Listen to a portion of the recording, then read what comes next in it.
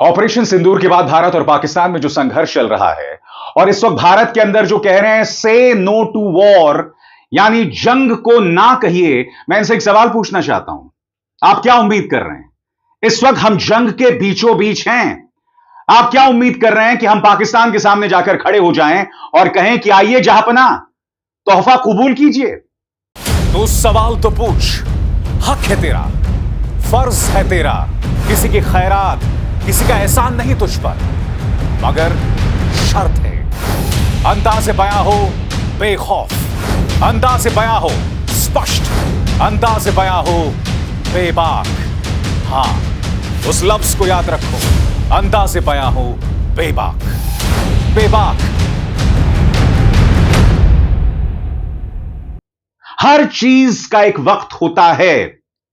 यह जो जंग इस वक्त हो रही है, इस वक्त जो टकराव हो रहा है ना, यह हमने नहीं चुना था। यह पाकिस्तान ने इसका फैसला किया था जब आपने पहलगाम में 26 बेकसूरों को मौत के घाट उतार दिया था।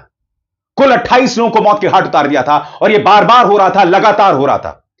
जब पाकिस्तान के सैन्य प्रमुख असीम मुनीर जो हैं, लगातार भड़काऊ बयान दे रहे थे, उनकी जिहादी सोच पूरी दुनिया के सामने थी। आज जो हम इस हालात में हैं, यह हमने नहीं चुना है। स्वाभाविक सी बात है, अगर पाकिस्तान ऐसा करता रहेगा तो उसको जवाब दिया जाएगा। उसे यह संदेश दिया जाएगा कि तुम अगर एक आतंकवादी हमला करोगे तो इसके प्यूनिटिव कॉस्ट्स होंगे, यानी कि इसकी तुम्हें गंभीर कीमत चुकानी पड़ेगी। तो स्वाभाविक सी बात है, आप में से जो लोग कह रहे हैं से नो टू वॉर, आपकी अपनी सोच हो सकती है, मगर देश की सोच इससे जुदा है। मैं जानता हूं, जंग के नाम पर न्यूज चैनल्स इस वक्त जिस तरह का जहर, जिस तरह का उन्माद, जिस तरह का झूठ फैला रहे हैं, उसका असर लोगों पर पड़ रहा है और इसका जिक्र मैंने अपने कार्यक्रम में किया है। मैं जानता हूं इसका असर बच्चों पर क्या पड़ रहा है। मैं जानता हूं कि जो लोग सीमा पर रह रहे हैं उस पर क्या असर पड़ रहा है। मैं यह भी जानता हूं कि जो फौजी इस वक्त संघर्ष में लगे हुए हैं उनके परिवारों पर क्या असर पड़ रहा है। मगर स्वाभाविक सी बात है, देश के सामने जो चुनौती है, जो फैसला भारतीय सेना ने किया है, भारत सरकार ने किया है, इस वक्त अगर आप ऐसा बयान दे रहे हैं तो यह अपने आप में हैरत से परे है। यह अपने आप में अचरज पैदा करता है, क्योंकि हम लोग इस वक्त जिन हालात में हैं वो जंग से कम नहीं है। यह एक तरह की जंग है। फर्क सिर्फ इतना है कि इस वक्त सीमा पर दोनों सेनाएं जो हैं वो आपस में भिड़ नहीं रही हैं, मगर हकीकत यह है कि हमारा मुकाबला एक ऐसे देश के साथ है which is de facto a terror state, जो एक आतंकवादी राष्ट्र है और उसके अलावा कुछ नहीं, जिसकी सोच में है भारत को हजार घाव देना। जी हां, 80 के दशक में जनरल जियाउल हक ने इस सोच को इजाद किया था, क्योंकि वो जानते थे कि भारत के साथ सीधे संघर्ष में वो कभी कामयाब नहीं हो सकते। इसलिए भारत को हजार घाव दो, ब्लीड इंडिया 1000 कट्स। उसके हर राज्य में अराजकता पैदा करो और नतीजा भारत टुकड़े टुकड़े हो जाएगा। हम एक ऐसी सोच के साथ मुकाबला कर रहे हैं। पीपल टू पीपल कांटेक्ट में मेरा हमेशा विश्वास रहा है, लोगों के बीच में जो संपर्क है उसमें मेरा हमेशा विश्वास रहा है। मगर हकीकत यह है दोस्तों कि पाकिस्तानी आईएसआई, पाकिस्तानी सेना, वो एक अलग सोच है। उसे पाकिस्तानी जनता के साथ मिलाया नहीं जा सकता। हो सकता है कि पाकिस्तानी जनता में ऐसे कई लोग हैं जो चाहते हैं कि भारत के साथ अमन हो, मगर मैं आपसे एक सवाल पूछना चाहता हूं। पहलगाम हमला जो हुआ, कितने पाकिस्तानी सड़क पर उतरे? बेकसूरों के पक्ष में कितने लोगों ने बयान दिए? गिने चुने औपचारिकता के नाते कुछ लोगों ने बयान दिए थे, और उसके बाद इनमें से ऐसे कई एक्टर्स, ऐसे कई सिंगर्स हैं जिन्हें भारत में बेतहाशा प्यार मिला। ऐसे सीरियल में काम करने वाले एक्टर्स और एक्ट्रेसेस हैं, मगर उसके बाद क्या आपको दिखाई नहीं दे रहा कि आपका जो जनरल है उसकी मानसिकता एक जिहादी जनरल की है? वो जिहादी जनरल जिसके मन में, जिसके जहन में मंसूबे हैं भारत को बर्बाद करने के। और जब हमारा मुकाबला ऐसी सोच के साथ हो रहा है, तब बीचों बीच इस संघर्ष के आप कहेंगे से नो टू वॉर। हकीकत यह है कि आप हकीकत से कोसों दूर हैं। यह सच्चाई है। मैं फिर कहना चाह रहा हूं दोस्तों, भारतीय जनता पार्टी की जो राजनीति हुई है, आप में से अधिकतर जानते हैं कि उनकी सोच की मैं अक्सर आलोचना करता हूं। प्रधानमंत्री नरेंद्र मोदी की सोच की मैं अक्सर आलोचना करता हूं, मगर यह वो वक्त नहीं है। यह वो वक्त नहीं है जब आप प्रधानमंत्री पर सवाल उठाएं, यह वो वक्त नहीं है जब आप सेना पर सवाल उठाएं, यह वो वक्त भी नहीं है जब आप यह कहें कि भाई पाकिस्तान में बेकसूर मारे जा रहे हैं। नहीं साहब, ऐसा कुछ नहीं है। अगर किसी देश में बेकसूर मारे जाते हैं तो मेरे मन में उसके लिए करुणा होती है। याद कीजिएगा, आज से कई सालों पहले आतंकवादी घुस गए थे एक पाकिस्तानी स्कूल में और छोटे छोटे बच्चों को मौत के घाट उतार दिया था। मैं कई दिनों तक सो नहीं पाया था, यह सोचते हुए कि मैं कितना खुशकिस्मत हूं कि मेरे बच्चे एक ऐसे स्कूल में जा रहे हैं भारत के अंदर और उन्हें सुरक्षा मिल रही है। कई दिनों तक मेरे आंखों में आंसू थे। उस वक्त मैं नहीं भूला हूं कि जिस न्यूज चैनल में मैं कार्यक्रम कर रहा था, अचानक मेरी आंखों से आंसू निकल आए थे। तो ऐसा नहीं कि मैं आपके दर्द को महसूस नहीं करता हूं, मगर इस वक्त जब मेरा संघर्ष चल रहा है, जब पाकिस्तानी आईएसआई सेना मेरे देश के बेकसूर नागरिकों को मौत के घाट उतार रही है, तो आप ये उम्मीद कर रहे हैं कि पाकिस्तान में जो लोग मारे जा रहे हैं उनके लिए मैं आंसू बहाऊं।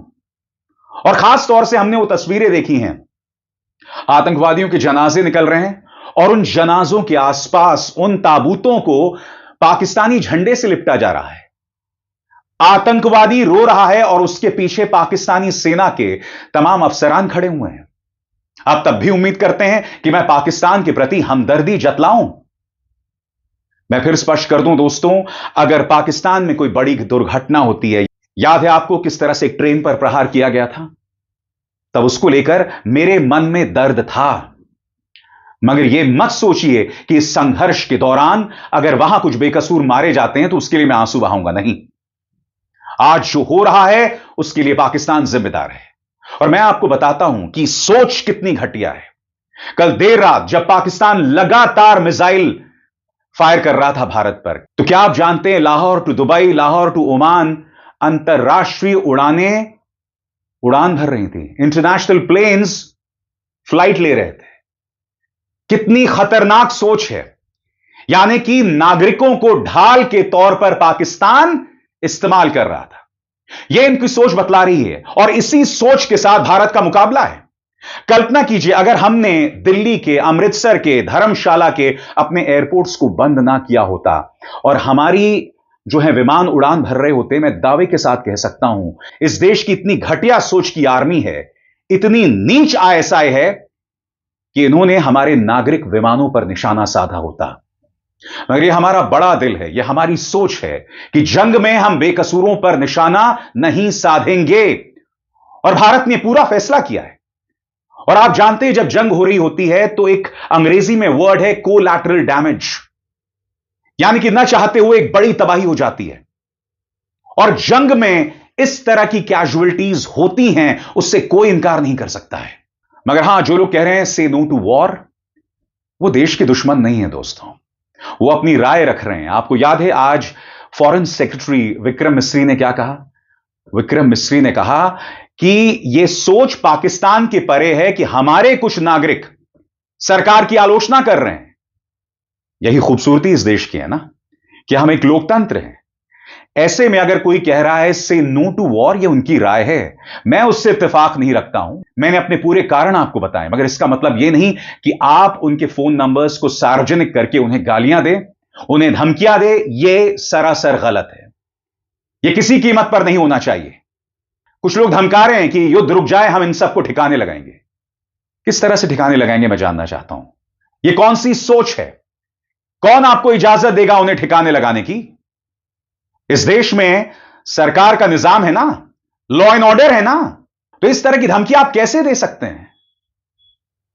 मैं फिर स्पष्ट कर दूं, इस दौर में जब दोनों देशों में जंग चल रही है, से नो टू वॉर, मैं इससे इत्तेफाक नहीं रखता हूं। क्यों? क्योंकि जंग के ये हालात हम पर थोपे गए हैं, हमारे बेकसूर नागरिकों को मारा गया है और पाकिस्तान को यह संदेश देना बहुत जरूरी है कि तुम जो करोगे उसकी कीमत तुम्हें चुकानी पड़ेगी। सबसे बड़ी बात, इस पूरे प्रकरण ने देश को एकजुट कर दिया है। सबसे खूबसूरती रही है इस पूरे मामले की। हालांकि मैं जानता हूं कि जब जंग के हालात होते हैं तो कुछ खूबसूरत नहीं होता है, मगर एक एकता दिखाई दे रही है। लोग बंटवारे वाली बात नहीं कर रहे हैं, सिर्फ एक पॉलिटिकल पार्टी को छोड़ के। क्योंकि मैंने देखा भारतीय जनता पार्टी के ट्विटर हैंडल में कांग्रेस की सरकार का मजाक बनाया जा रहा था और अगर इस दौर में राहुल गांधी ने कुछ प्रधानमंत्री नरेंद्र मोदी के बारे में कह दिया होता तो मैं दावे के साथ कहता हूं कि गोदी मीडिया में इस वक्त डिबेट्स हो रहे होते, राहुल गांधी पर निशाना साधा जा रहा होता। भाजपा कितनी घटिया सोच है आपकी कि इस वक्त जब देश संघर्ष कर रहा है, एकजुट है, अपनी सेना के पीछे है, आप ये ट्वीट कर रहे हैं जिसमें आप कांग्रेस के दौर की आलोचना कर रहे हैं। थोड़ा रुक जाइए भाई, अभी साल के अंत में बिहार के चुनाव है, फिर अच्छे से ढोल पीट लीजिएगा, फायदा भी मिल जाएगा आपको। मगर मैं ये कह रहा हूं इस वक्त ये कैसी सोच है कि आप अपने ही देश की पॉलिटिकल पार्टीज की आलोचना कर रहे हैं, और वो भी एक ऐसे वक्त दोस्तों जब राहुल गांधी, तेजस्वी यादव, अखिलेश यादव, असदुद्दीन ओवैसी सबने एकता की खूबसूरत मिसाल पेश की है। हम इस एकता को टूटने नहीं दे सकते दोस्तों। और सबसे बड़ी बात, जब हालात शांत होंगे तब इसी एकता को बरकरार रखना है। किसी भी कीमत पर हमें हिंदू मुस्लिम में नहीं पड़ना है, क्योंकि इसकी गहरी कीमत हम चुका रहे हैं और आने वाले दिनों में भी चुका सकते हैं। क्योंकि पहलगाम आतंकवादी हमला क्यों हुआ? आतंकवादियों ने मारते हुए क्या कहा कि तुम हिंदू हो या मुसलमान। वो आतंकवादी भी जानते थे कि इस देश के अंदर हिंदू मुसलमान को लेकर क्या जहर फैलाया है इस देश की गोदी मीडिया ने। वो आतंकवादी भी जानता था वो क्यों आपकी आइडेंटिटी चेक कर रहा था, वो क्यों आपसे कलमा पढ़वा रहा था, क्योंकि इस तरह के संदेश के साथ आप देश के अंदर दंगे फैला सकते हैं। यह उस आतंकी सोच में समाहित था। यह पाकिस्तान सोच रहा था। क्या आपको इतनी सी भी साजिश समझ नहीं आ रही? इसीलिए मैं आपसे कह रहा हूं, जो एकता है हमें उसे बरकरार रखना है, उससे जुदा नहीं होना है दोस्तों, इसे बरकरार रखना है। और भारतीय सेना एकता की प्रतीक साबित हुई है। इसी सोच को हमें आगे बरकरार रखना है। और आप जानते हैं आज एक बहुत अच्छी खबर भी आई। सरकार की तरफ से फरमान आया है कि ये जो अक्सर न्यूज चैनल्स में आप सायरन सुनते हैं ना, आगे से सायरन ना चलाया जाए। आपको याद है सबसे पहले मैं वो पत्रकार था जिसने अपने मंच पर कहा था कि ये न्यूज चैनल्स के सायरन बंद होने चाहिए। तो एक तरह से मैं दावा कर सकता हूं कि ये मेरी खबर का असर था। और मैं ऐसा क्यों कह रहा हूं दोस्तों? मैं ऐसा इसलिए कह रहा हूं क्योंकि एक तरफ न्यूज चैनल्स में सायरन बजते हैं, उससे पैनिक क्रिएट होता है। दूसरा, सरकार अगर किसी जगह पर हालात खराब हैं तो सरकार कैसे चेतावनी देगी? सायरन के जरिए। आप अंदाजा लगा सकते हैं ना कि टीवी पे सायरन चल रहा है, बाहर सायरन चल रहा है, तो कितना कंफ्यूजन पैदा होगा। और ऐसे में किसी को चेतावनी भी नहीं मिलेगी, क्योंकि उसे लगेगा कि भाई हो सकता है किसी और घर के न्यूज चैनल का यह सायरन चल रहा हो। अब सरकार ने फरमान जारी कर दिया है कि यह सायरन बंद होना चाहिए। मेरा बस चले दोस्तों तो गोदी मीडिया न्यूज चैनल्स को बंद कर दूं, क्योंकि 48 घंटों में इन लोगों ने जो जहर उगला है, जो एंटी नेशनल हरकतें की हैं, उसके लिए शब्द नहीं है मेरे पास। एक आज तक न्यूज चैनल कहता है कि राजौरी में मिलिट्री बेस पर आतंकवादी हमला हो गया, जो कि सरासर झूठ था। फिर पापा की परियों के रहते हुए यह भी बताया जाता है कि किस बेस से 2 विमान उड़ गए हैं इसी वक्त, और यह सब लाइव बताया जा रहा होता है। यानी कि आप कहीं ना कहीं ऑपरेशनल डिटेल्स को लीक कर रहे हैं। इस वक्त इस बात को लेकर भी बहस हो रही है दोस्तों कि ये जो गोदी मीडिया न्यूज चैनल्स में कचरा चलाया गया ना कि भाई इस्लामाबाद पे कब्जा हो गया, कराची पर हमला हो गया, सीमा को पार करके हमारे सैनिक निकल गए, इसको लेकर दोहरी सोच है। कुछ लोग कहते हैं ये बहुत जरूरी है। जरूरी इसलिए है कि जब इस तरह की खबरें पाकिस्तान में लोग सुनते हैं तो उनका हौसला पस्त होता है। मगर मैं आपसे एक सवाल पूछना चाहता हूं, हम में और पाकिस्तानियों में कुछ तो फर्क होना चाहिए ना। हम उनके लेवल पे नहीं गिर सकते हैं। जो आप बता रहे हैं, आप एक न्यूज चैनल हैं, आप ये इसलिए नहीं कर रहे हैं क्योंकि आपको पाकिस्तानियों के हौसले पस्त करने हैं। आप ये इसलिए कर रहे हैं क्योंकि आपको रेटिंग्स चाहिए, आपको सरकारी विज्ञापन के पैसे चाहिए। आप इस तरह का जहर नहीं उगलेंगे क्योंकि आपको लगता है जब तक आप ये झूठ नहीं दिखाएंगे जनता आपसे जुड़ेगी नहीं। But war is a serious business, war is a serious event. इसमें मजाक नहीं चलेगा, इसमें कॉमेडी नहीं चलेगी, जिस तरह की कॉमेडी हम तमाम न्यूज चैनल्स में देख रहे हैं। और मुझे बहुत खुशी है दोस्तों, इस संदर्भ में भारत सरकार ने जो आदेश जारी किया है कि अब न्यूज चैनल्स में सायरन नहीं बजेंगे। मुझे इस बात की बेहद खुशी है और मैं उम्मीद करता हूं कि इसी तरह से निगाह बनाई जाएगी, क्योंकि यह सरकार सोशल मीडिया इन्फ्लुएंसर्स पर पाबंदी लगा रही है, वेबसाइट्स पर पाबंदी लगा रही है, मगर ये जो न्यूज चैनल्स आए दिन जहर उगल रहे हैं, हमारी ऑपरेशनल डिटेल्स जारी कर रहे हैं, या फिर झूठी खबरें चला रहे हैं कि सैनिक बेसिस पर आतंकवादी हमले हो रहे हैं, इसके बारे में आपने क्या किया बताइए? इसके बारे में भी तो आपको एक्शन लेना चाहिए, क्योंकि मेरे हिसाब से इस तरह की पत्रकारिता देश हित में नहीं है, देश के खिलाफ है। मेरा यह सिद्धांत है दोस्तों, जब से ऑपरेशन सिंदूर शुरू हुआ है, कि बेशक खबर देरी से आए, मगर जो खबर आपके सामने आए पूरे कॉन्फर्मेशन के साथ आए। और इसके लिए बहुत जरूरी हो जाता है दोस्तों कि आपको यह गोदी मीडिया न्यूज चैनल्स देखना बंद करना पड़ेगा। और मैं आपको मिसाल देना चाहता हूं, मैं उस रात बैठ के इंडिया टुडे देख रहा था और इंडिया टुडे में खबर आई कि साहब कराची पर हमला हो गया, और इतने विश्वास के साथ कहा जा रहा था, और फिर उसी खबर को मैंने अपने सोशल मीडिया हैंडल एक्स पर लगा दिया कि इंडिया टुडे कह रहा है कि कराची पर आईएनएस विक्रांत ने हमला कर दिया। क्योंकि मैं इंडिया टुडे देख रहा था और मंच पर उनका डिफेंस कॉरेस्पॉन्डेंट बैठा था, तो मुझे लगा कि भाई कम से कम इस मुद्दे पर तो झूठ नहीं बोलेंगे, और बाद में वो खबर झूठी साबित हुई। तो कहने का अर्थ क्या है कि अधिकतर बातें वहां झूठी दिखाई जा रही होती हैं। हालांकि मैंने इसी मंच पर आपसे कहा है, कई न्यूज चैनल्स जिम्मेदारी भरा परिचय भी दे रहे हैं, मसलन एनडीटीवी के एंकर्स और एनडीटीवी के जो रिपोर्टर हैं वो डिसेंट रिपोर्टिंग कर रहे हैं, और मुझे लगता है वो एक मिसाल कायम हो सकती है। मगर ये जो बाकी दंगाई चैनल हैं उन्हें अवॉइड कीजिए, उससे किसी को फायदा नहीं है, क्योंकि जब आप झूठी खबरें चलाते हैं उसका असर बच्चों पर पड़ता है। जब आप झूठी खबरें चलाते हैं उससे पैनिक होता है, डर पैदा होता है। कई लोग कह रहे हैं कि भाई इन झूठी खबरों से पाकिस्तान में डर पैदा होगा। नहीं, इसका बुरा असर हमारे बच्चों पर पड़ रहा है। जी हां, हमारे बच्चे इससे हिले हुए हैं, स्कूल्स बंद किए जा रहे हैं, पैनिक का यह असर पड़ रहा है। जो खबर है वो दिखाइए। रोज हमारी आर्मी, हमारा विदेश मंत्रालय 2 बार प्रेस कॉन्फ्रेंस कर रहा है, जिसमें colonel Sofia Qureshi, wing commander Vyomika Singh, विदेश सचिव विक्रम मिस्री सामने उभर कर आ रहे हैं। उनकी बात का विश्वास कीजिए। इसके अलावा रक्षा मंत्रालय का एक व्हाट्सएप ग्रुप है, उसे ज्वाइन कीजिए। आपको पूरी जानकारी मिलती रहेगी, और हां, मेरे मंच पर मैं आप तक सारी जानकारी पुख्ता अंदाज में पहुंचाने की कोशिश करता हूं। मैं ये नहीं कह रहा हूं कि मुझसे गलती नहीं होगी, मैं इंसान हूं, मुझसे गलती हो सकती है, मगर मैंने अपने मंच पर कई फिल्टर्स जो हैं वो बनाए हुए हैं।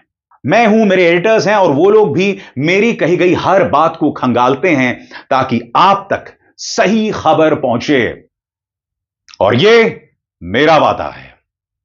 जय Hind and a big salute to Indian army.